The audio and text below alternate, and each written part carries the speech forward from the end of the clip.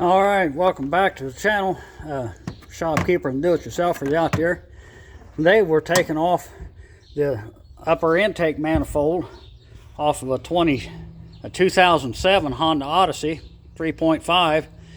Already got the top center cover off, top engine covers off. You got about, I don't know, about 10 millimeter bolts, two nuts. A nut goes there and a nut that goes there. This is a metal gasket, probably should be replaced. And then when you get that off, it doesn't, it comes off relatively easy. Just there's a little corner where you can grab it with a screwdriver or something, pop it, and it comes right off. Then you got 7 12 millimeter head bolts. They're all the same length, and then you got two 12 millimeter nuts. One nut goes there, the other nut goes there. And then you got 2, 4, 6, 7 bolts, and then it's all loose. These are all the same length, so you can take them off, set them up there out of the way, and get the 2 nuts set up there. I've already taken the vacuum line off for the brake booster, and I've already disconnected, well, I didn't need to unhook that, but I've taken the bolt out for that holds the purge solenoid, and took that clamp off, slid it down. So we're going to take it loose here, leave this section of hose on. I've already disconnected the electric throttle body. I've disconnected the map sensor. The clamp is off here, and we've already determined that this intake boot is junk because it's cracked all the way around. We've got the intake air temperature sensor disconnected and the vacuum line there, and then we got the emissions line disconnected. Emissions vacuum hose is disconnected right there.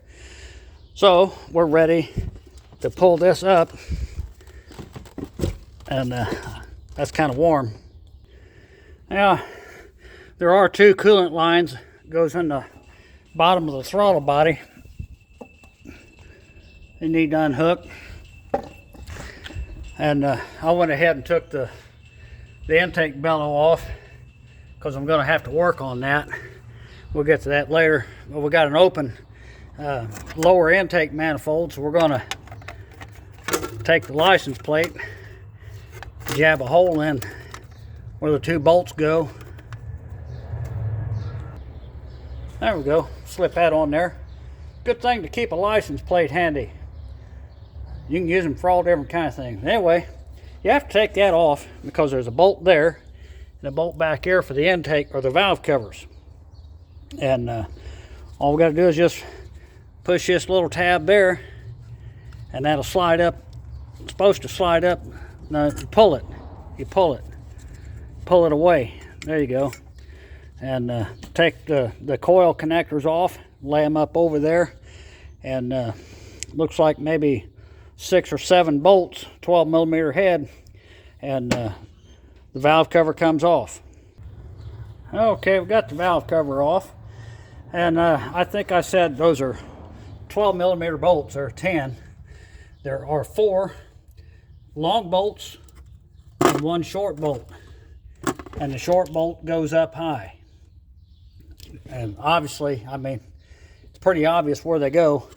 And when you replace the seals, this rubber seal right here, it's not a gasket, it's a rubber seal. You need to replace these as well, and you should replace these, the spark plug tube seals also. And given how this is pretty cruddy in here, this is about like a 210,000 mile Honda that's, as you can tell, has been pretty well serviced and maintained. It could be that it's holding oil up in the top, so you want to check and make sure that your oil return ports are clear. And so it's good to have a spare set of wire that you can poke down in there. And I don't know how many of these returns there are, but There should be several. I can't see. I don't think that's one. And there's one over here.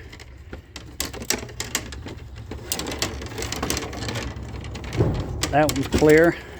And that one's clear. I think there's one in the middle. It is that one. Oh, I started with that one. Then there's one over here. You can take a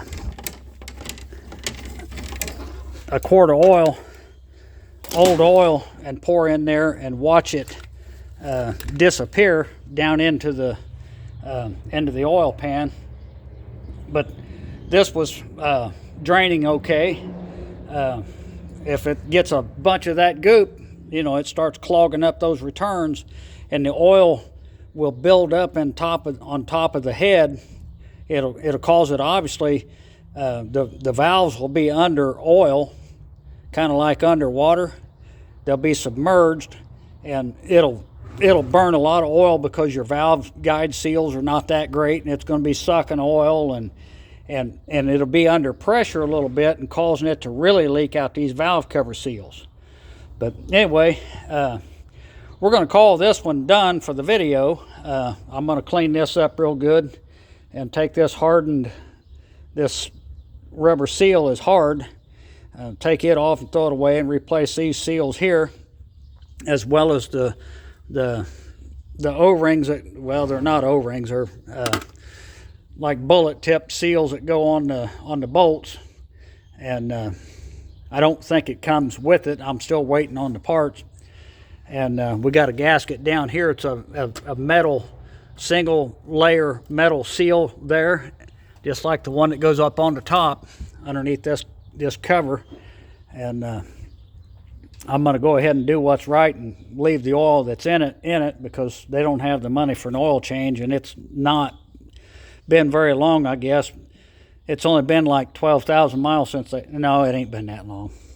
It's only been about 1,000 miles since they had the oil changed in it. So we're going to leave it and get all this cleaned up and take an air hose and blow all this crap out and put her back together. But anyways, boys,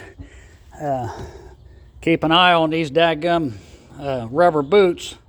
Guys get pretty hard on them, and it just barely is hanging on just by one little bit there. We're going to have to do something with that. Anyways, guys, thanks for watching. Share, like, and subscribe. Comment if you will.